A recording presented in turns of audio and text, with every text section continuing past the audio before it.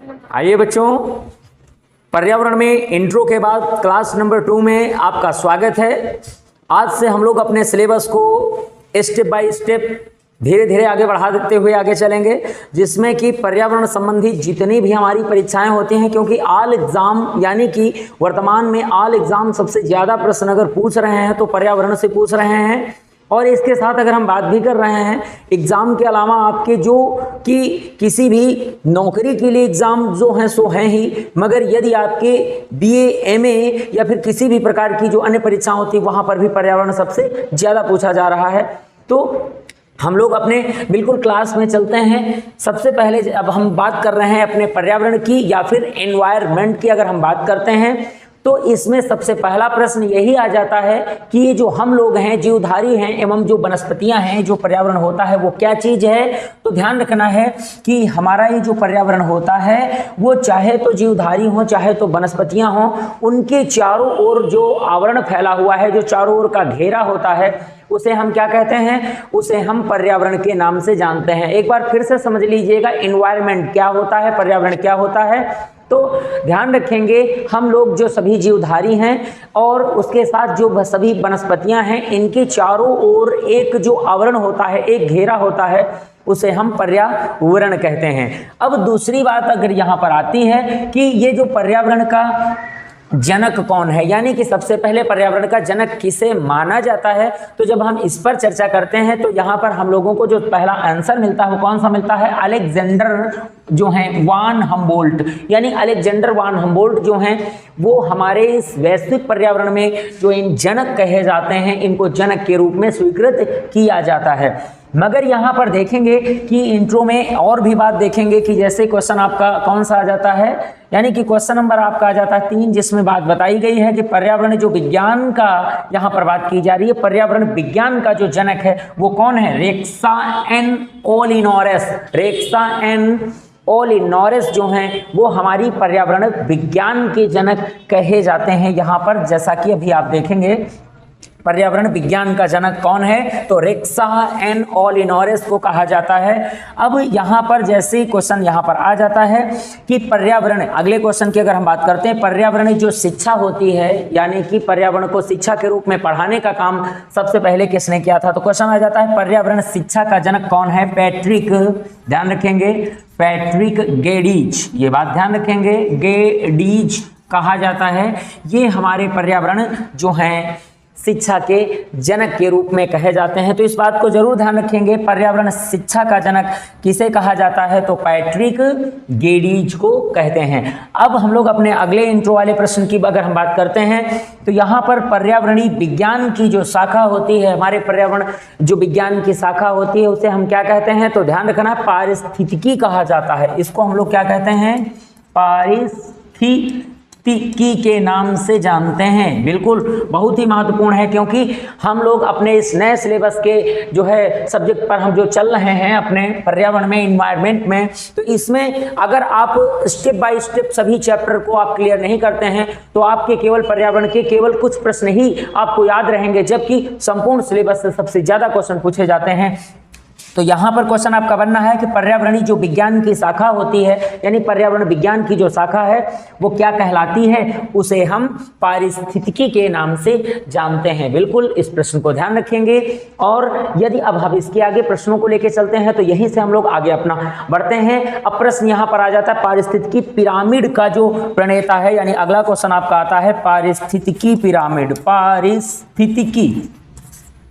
पारिस्थितिकी पिरामिड जिसे कहते हैं, ध्यान रखें, पिरामिड का जो प्रणेता है या का जो जनक है, इस बात को जरूर ध्यान रखेंगे, का प्रणेता ये कौन है, चार्ल्स एल्टन। यानी कि याद रखेंगे पारिस्थितिकी जो पिरामिड होता है उसके जनक कौन है, चार्ल्स एल्टन है। एल्टन, इनको क्या कहते हैं, चार्ल्स एल्टन के नाम से जाना जाता है, जो हमारे पारिस्थितिकी जो पिरामिड होते हैं उनके जनक है। क्योंकि हम लोग जब अपने सिलेबस को पढ़ना शुरू करें हैं तो कहीं ना कहीं ये जरूर ध्यान रखेंगे कि ये जो पिरामिड है ये क्या चीज़ है।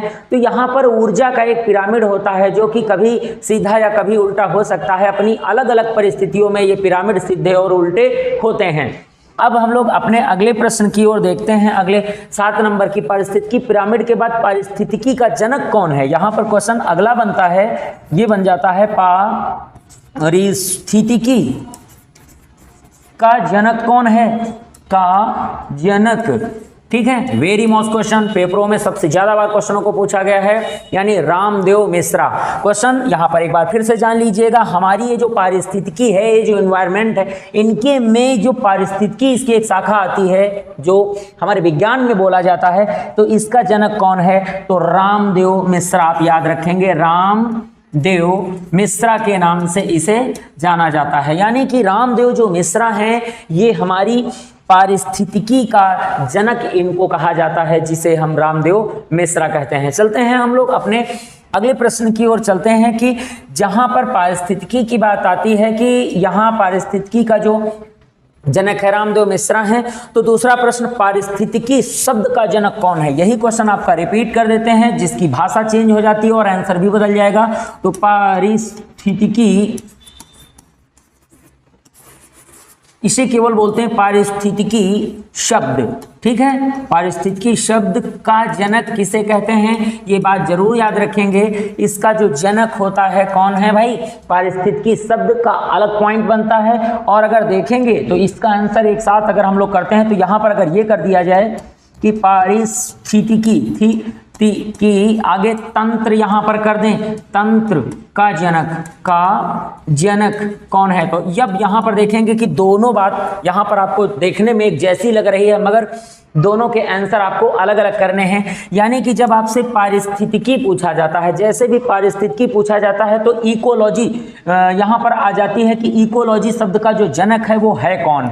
यानी कि इसको आप लोग क्या कह सकते हो, पारिस्थितिकी को, इसको आप बोल सकते हैं यानी इकोलॉजी के नाम से इसे हम जानते हैं। इकोलॉजी जो आपका शब्द होता है, इस शब्द का जनक कौन है, ये अलग प्रश्न है। और दूसरा प्रश्न है कि पारिस्थितिकी तंत्र, यानी कि यहाँ पर इकोलॉजी के बाद इकोसिस्टम हो जाता है, यानी इकोसिस्टम का जनक कौन है। तो इकोसिस्टम और इकोलॉजी, यहाँ पर दो चीजें आपको देखने को मिल रही हैं। तो दोनों अलग अलग क्वेश्चनों को आप देख लीजिएगा। सबसे पहले अर्नेस्ट हैकल, यानी पारिस्थितिकी जो शब्द का जनक है वो कौन है, अर्नेस्ट हैकल को कहते हैं। ये बात जरूर ध्यान रखेंगे, अर्नेस्ट हैकल, यानी कि जो हमारे पारिस्थितिकी के जनक है वो कौन है, अर्नेस्ट हैकल हैं। और दूसरे अगर हम बात यहाँ पर कर रहे हैं कि पारिस्थितिकी तंत्र यानी इकोसिस्टम का जनक कौन है, तो ए.जी.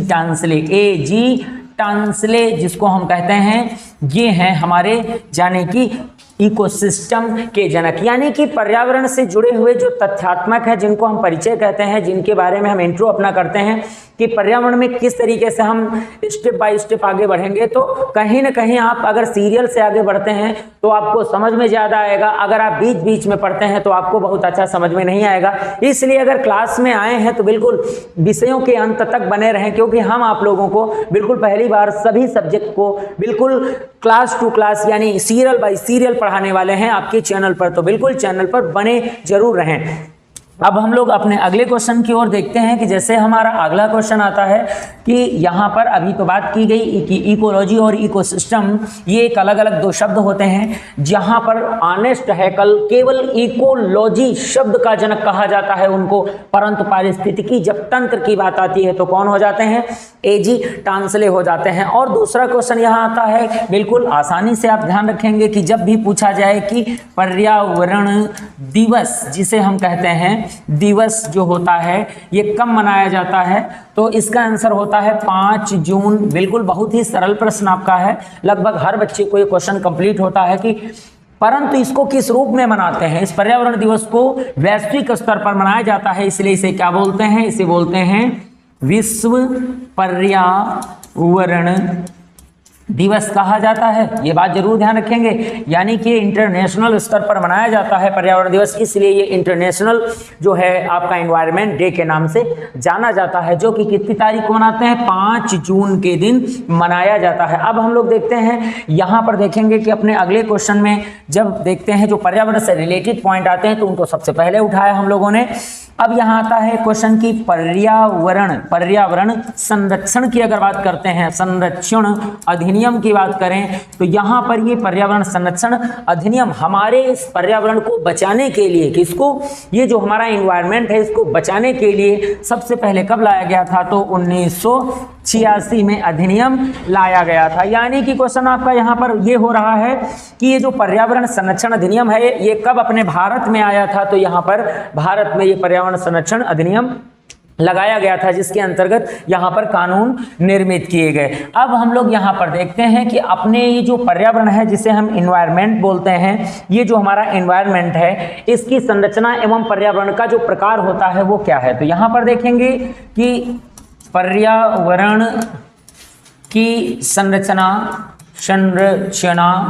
और वह प्रकार। अब यहाँ पर हम देखेंगे अपने चैप्टर पे आ जाते हैं, अपने चैप्टर पे उतर आते हैं। सबसे पहला चैप्टर यहीं से आपका जो शुरू होता है इंट्रो के बाद, तो ये जब आप देखेंगे तो यहाँ पर आप शुरुआत करेंगे कि इसकी जो संरचना होती है वो दो ही प्रकार की होती है। यानी कि हमारे पर्यावरण की जो संरचना होती है या जो इसका प्रकार होता है वो कितने होते हैं, वो दो प्रकार होते हैं। एक को हम लोग क्या कहते हैं, जैविक, एक को कहते हैं भौतिक। यानी कि ये जो होता है ये केवल दो ही प्रकार का होता है। तो जैसे कि यहाँ पर आप हम देखेंगे कि ये दो प्रकार में कौन कौन से प्रकार होते हैं, तो नंबर 1 और नंबर 2 ये होता है। सबसे पहले जैविक होता है और दूसरा जो होता है वो कौन सा होता है, भौतिक होता है। ठीक है, जैविक और भौतिक प्रकार का होता है हमारा पर्यावरण या इसका संरचना या प्रकार। यानी कि पर्यावरण जैविक पर्यावरण और भौतिक पर्यावरण के नाम से इसे जाना जाता है। ये जरूर ध्यान रखेंगे, जैविक पर्यावरण और दूसरा क्या है, भौतिक। अच्छा, भौतिक को एक नाम और दे सकते हो, अजैविक, इसे एक नाम दिया जाता है अजैविक पर्यावरण। यानी इन दोनों का पॉइंट होता है अजैविक पर्यावरण। तो ये जो हमारा एनवायरनमेंट है, पर्यावरण है, इसकी संरचना दो प्रकार से बटी हुई है। एक को जैविक बोलते हैं, एक को क्या बोलते हैं, भौतिक बोलते हैं। तो अब यहाँ पर ये जो दो प्रकार हैं इन्हीं को समझने के लिए अगर हम पर्यावरण को देखते हैं तो जैसे कि यहाँ पर देखेंगे हम लोग सबसे पहले पर्यावरण। ठीक है, अब ये जो पर्यावरण हमारे पास है इस पर्यावरण के सीधे सीधे ग्राफिक रूप में हम लोग दो भाग कर लेते हैं जिसमें कि हमें अधिक से अधिक बात समझ में आए। ये नंबर 1 हो गया आपका और ये आपका हो गया नंबर 2।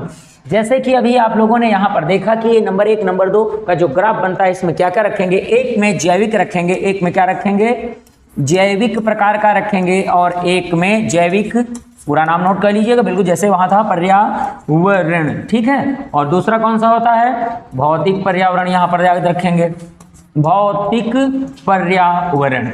पर्यावरण। अब इन चीजों को समझेंगे कि ये जो हमारा जैविक पर्यावरण होता है ये कितने भागों में बांटा गया है। सबसे बड़ी बात यहीं से हमारे सिलेबस की शुरुआत होती है, चैप्टर की शुरुआत होती है और यहाँ पर से आपके क्वेश्चन शुरू होते हैं। तो ये जो हमारा पर्यावरण होता है वो जैविक प्रकार में जो होता है वो कितने प्रकार का होता है, तो इसे पुनः आप दो भागों में बांटेंगे। क्या करेंगे, इसे आप बिल्कुल पुनः दो भागों में बांटेंगे और वो दो भाग कौन कौन से होते हैं, नंबर 1 और आपका नंबर 2 देखेंगे। यहाँ पर नंबर 1 प्रकार में आप बिल्कुल देखेंगे क्योंकि यहाँ बात जैविक की गई है। तो जैविक में इसको जरा सा ऊपर करते हैं और यहाँ पर लिखते हैं हम लोग अपने छोटे पॉइंट को, कौन सा, जो कि यहाँ जीव आते हैं एवं सभी वनस्पतियां आते हैं। तो यहाँ पर सभी जीवों के नाम आते हैं, यानी सभी जंतु और यहाँ पर सभी वनस्पतियां। गौर करेंगे जैसा कि यहाँ पर आपने अपना ग्राफ बनाया है, यहाँ पर सभी जंतु आते हैं, सभी वनस्पतियां। ये वही बात आ जाती है कि आप कौन कौन से जंतु जानवर जीव का नाम लिखेंगे। यानी कि आप किसी भी प्रकार के जीव जंतु या जानवर का नाम न लिखें, आप बिल्कुल ग्राफिक रूप में काम करें। सभी वनस्पतियां, यहाँ पर आम, नीम, जामुन, बरगद, केला से लेकर के आप पीपल, कितने वृक्षों के नाम लिखेंगे। यानी कि किसी भी वनस्पति का नाम नहीं लिखना है, क्या लिखना है, सभी वनस्पतियां आती हैं हमारे जैविक पर्यावरण में और हमारे जैविक पर्यावरण में सभी प्रकार के जो हैं जंतु आते हैं, जीव जंतु जो होते हैं सभी आते हैं और सभी प्रकार की वनस्पतियां एवं पेड़ पौधे जो होते हैं वो सारे के सारे आ जाते हैं हमारे इस एनवायरनमेंट में, पर्यावरण में। अब बात यहाँ पर हम जैसे अभी भौतिक की करें या अभी एक शब्द बोले थे कि इसको हम भौतिक पर्यावरण या फिर अजैविक पर्यावरण भी कहते हैं। इसे क्या कहते हैं, इसे अजैविक पर्यावरण भी कहा जाता है। ये भी आप ध्यान रखेंगे। पर्यावरण, ठीक है।